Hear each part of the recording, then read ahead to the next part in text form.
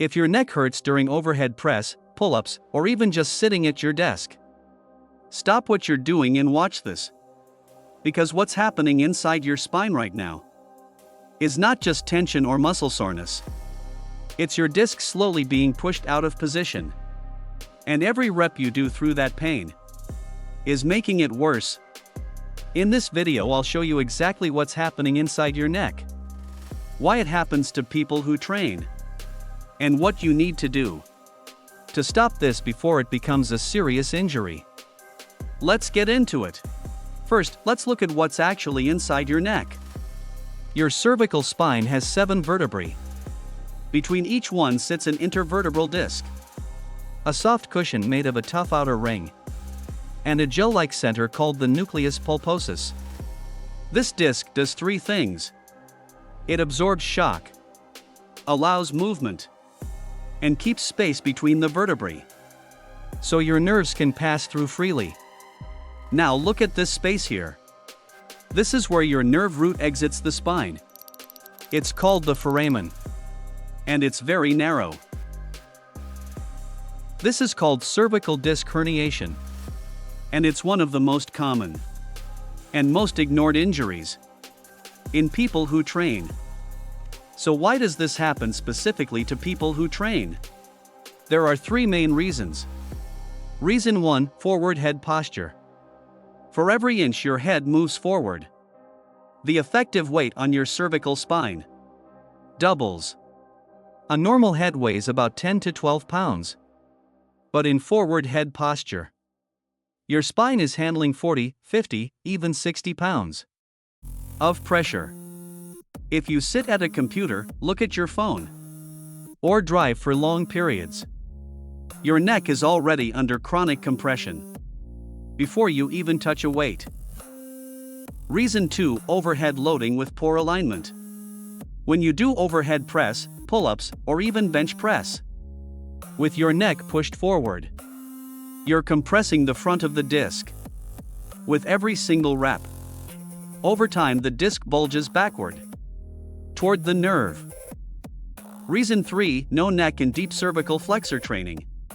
Most people never train the deep muscles that stabilize the cervical spine. The superficial muscles, traps, SCM, take over and create chronic tension. The discs lose their protection, and any heavy load becomes a risk. Now let's check what's going on with you. The symptoms of cervical disc herniation are not always just neck pain. Often the pain travels. If your disc is pressing on the C5 nerve, you'll feel pain and weakness in the shoulder and upper arm. C6 nerve pain, tingling, or numbness running down to the thumb and index finger. C7 nerve pain down the back of the arm into the middle finger. Does any of that sound familiar? Here's a simple self-test. Sit up straight. Tilt your head to the side that hurts, and slightly back.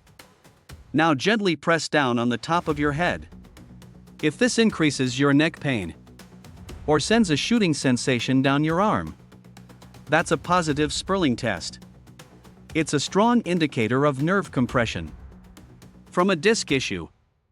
If that test was positive, keep watching, because next I'll tell you exactly what makes this dramatically worse. Mistake 1, training through the pain. Neck pain during overhead press is not normal. It's not tightness. It's not part of training. It's a signal that your disc is under dangerous compression. Every rep through pain increases the herniation.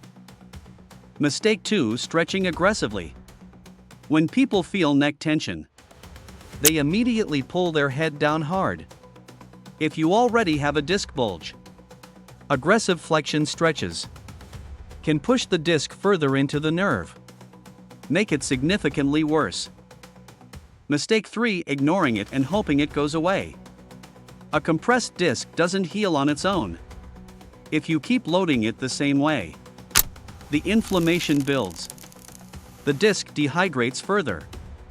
What starts as occasional pain becomes constant pain, and then weakness in your hands and then you're looking at surgery. So what do you actually do about this? Step 1. Immediately stop any overhead loading. That causes neck pain. Overhead press, upright rows, behind the neck, anything. Remove them until the inflammation settles. Step 2. Restore cervical alignment. The most important thing you can do right now is fix your head position. Chin tucks, where you gently retract your head to restore the natural curve. Decompress the front of the disc and take pressure off the nerve. Step 3. Train your deep cervical flexors. These are the small muscles that actually stabilize each vertebra. When they're strong, your disc is protected even under load. Step 4. Rebuild overhead mechanics correctly. Before you go back to pressing, you need to relearn how to keep your cervical spine neutral under load. This is the difference between continuing to herniate your disc and actually getting stronger safely.